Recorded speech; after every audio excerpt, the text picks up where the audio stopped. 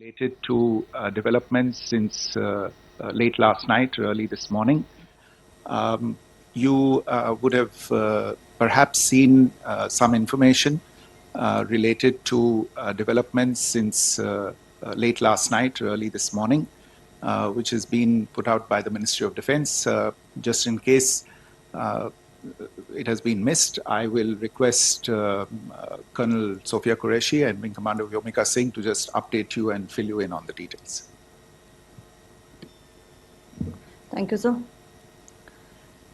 Operation Sindoor पर 7 मई 2025 को हुई प्रेस कॉन्फ्रेंस के दौरान भारत ने अपनी प्रतिक्रिया को केंद्रित, संतुलित और गैर उत्तेजक बताया था। यह विशेष रूप से स्पष्ट किया गया था कि पाकिस्तानी सैन्य ठिकानों को निशाना नहीं बनाया गया। साथ ही दोहराया गया कि भारत में किसी भी सैन्य लक्ष्य पर हमले का उचित जवाब दिया जाएगा। 7 से 8 मई 2025 की रात को पाकिस्तान ने उत्तरी और पश्चिमी भारत में स्थित कई सैन्य ठिकानों को, जैसे कि अवंतीपुरा, श्रीनगर, जम्मू, पठानकोट, अमृतसर, कपूरथला, जालंधर, लुधियाना, आदमपुर, भटिंडा, चंडीगढ़, नाल, फलौदी, उत्तरलाई और भुज पर ड्रोन और मिसाइलों से हमला करने का प्रयास किया।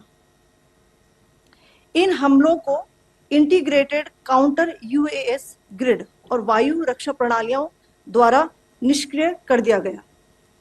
इन हमलों का मलबा कई स्थानों से बरामद हुआ, जो कि पाकिस्तानी हमलों का प्रमाण है। On the night of 7th May 2025, Pakistan attempted to engage a number of military targets in northern and western India using drones and missiles. These places included Avantipura, Srinagar, Jammu, Pathankot, Amritsar, Kapurthala, Nal, Jalandhar, Ludhiana, Adampur, Bhatinda, Chandigarh, Falodi, Uttarlai, and Bhuj. These were neutralized by the integrated counter unmanned aerial system and other air defense systems. The debris of these attacks is now being recovered from a number of locations that prove the Pakistani attacks. आज सुबह भारतीय सशस्त्र बलों ने पाकिस्तान के कई स्थानों पर वायु रक्षा रडार और प्रणालियों को निशाना बनाया। भारत की प्रतिक्रिया समान क्षेत्र में समान तीव्रता के साथ की गई। यह विश्वसनीय रूप से ज्ञात हुआ कि लाहौर में स्थित एक वायु रक्षा प्रणाली को निष्क्रिय कर दिया गया। Today morning, Indian Armed Forces targeted air defense radars and systems at a number of locations in Pakistan. Indian response has been in the same domain with the same intensity as Pakistan. It has been reliably learnt that an air defense system at Lahore has been neutralized. Pakistan ने नियंत्रण रेखा पर आकरण गोलीबारी की तीव्रता बढ़ा दी है, जिसमें कुपवाड़ा, बारामूला, उरी, पुंछ, मेंढर और राजौरी क्षेत्रों में मोर्टार और भारी तोपखाने का इस्तेमाल किया जा रहा है। Pakistan has increased the intensity of its unprovoked firing across the line of control using mortar and heavy calibre artilleries in areas in Kupwara, Baramulla, Uri, Poonch, Mendhar and Rajouri sectors in Jammu and Kashmir. 16 innocent lives have been lost, including 3 women and 5 children, due to the Pakistani firing. Here too, India was compelled to respond to bring mortar and artillery fire from Pakistan to a halt. Indian Armed Forces reiterate their commitment to non-escalation, provided it is respected by the Pakistan military. Jai Hind.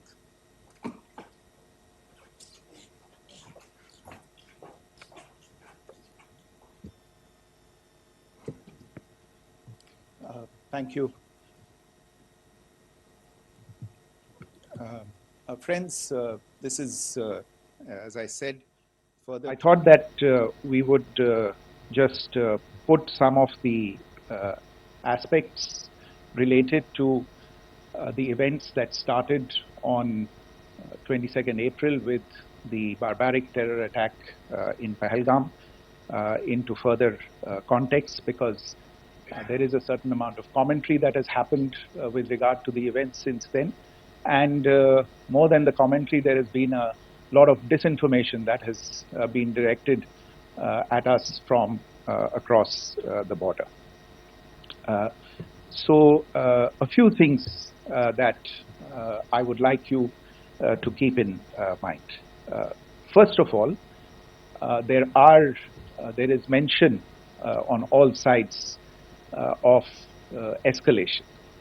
I think the first point that you have to keep in mind is the attack of 22nd April in Pahalgam is the original escalation.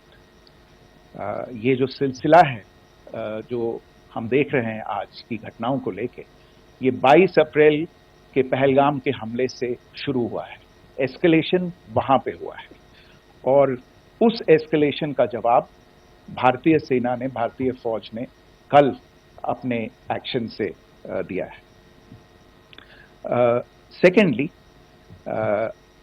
I want to invite your attention to the involvement of the group calling itself the Resistance Front in these attacks. I pointed this out yesterday that this is a group that is a known front for the well-known Pakistan-based terrorist organization, Lashkar-e-Taiba. The group has been reported earlier. I mentioned to you about the Indian authorities providing information to the UN 1267 Sanctions Monitoring Committee. And in fact, we are going to be meeting with the team again very soon, and we will be providing an update to the information that we have provided earlier. But what is interesting, दिलचस्प बात ये है, the team again very soon, and we will be providing an update to the information that we have provided earlier. But what is interesting, दिलचस्प बात ये है कि संयुक्त राष्ट्र की सुरक्षा समिति में जब पहलगाम के हमले को लेके एक प्रेस वक्तव्य जारी करने की बात चल रही थी, तो आप सोचिए किस देश ने टीआरएफ का, द रेजिस्टेंस फ्रंट का उसमें मेंशन किया जाना, उसको अपोज किया, पाकिस्तान ने. This was after the fact that the TRF claimed responsibility for this attack not once but twice within a few hours after the incident on the 22nd of April, and then again on the morning of 23rd April. And it is perhaps only after the full gravity of the incident was realized by its masters and handlers across the border that it was managed to back off from this claim. Obviously, that retraction doesn't convince anybody. तीसरी चीज जो मैं आपसे कहना चाह रहा था, और कर्नल कुरैशी और विंग कमांडर सिंह ने कल भी बड़े स्पष्ट शब्दों में और आज भी आपसे ये बात साझा की है. जो भारतीय रिस्पॉन्स है वो non-escalate, responding to the original escalation, as I said, and our response has been targeted, precise, controlled and measured. Only no military targets have been selected. Only terrorist infrastructure in Pakistan has been hit. Now, there are, as I said, a number of issues that have been raised in commentaries, and there's a lot of, as I said, unfounded disinformation and fabrication that has come from across the border. And I would just like to use this opportunity to set the record straight on some of these issues. The first of these is Pakistan trying to wash its hands off any and all involvement with terrorism. I think the Pakistani information minister said there are no terrorists in Pakistan. And I think he was challenged on that in the television program that he was appearing on. But even if I partially repeat myself from yesterday, I think Pakistan's reputation as the epicenter of global terrorism is rooted in a number of instances where concrete evidence is available, not just to India, but to governments and authorities and agencies around the world. There are several terrorist attacks around the world where Pakistani fingerprints have been found. I don't need to belabor the point with regard to this audience about where Osama bin Laden was found and who called him a martyr. Pakistan has also for decades pursued cross-border terrorism into India with impunity. And as I said yesterday also, in order to deliberately mislead the international community, they claimed that the terrorist Sajid Mir was dead. They came under pressure, and Sajid Mir was then brought back to life, arrested, and is now apparently in Pakistani custody.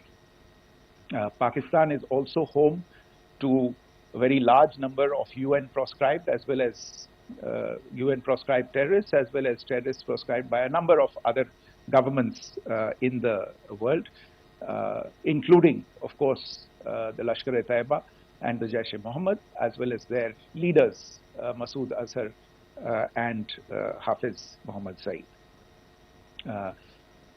आपने देखा होगा हाल ही में पिछले ही कुछ दिनों में पाकिस्तान के रक्षा मंत्री और उनके पूर्व विदेश मंत्री दोनों ने इस बात को माना है कि पाकिस्तान का ऐसे ग्रुप्स के साथ जो रिश्ता है वो क्या रहा है.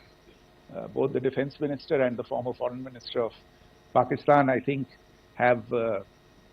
they've done a more eloquent job of this than I could ever do in terms of describing their country's implication in international terrorism and their involvement in housing these kinds of groups.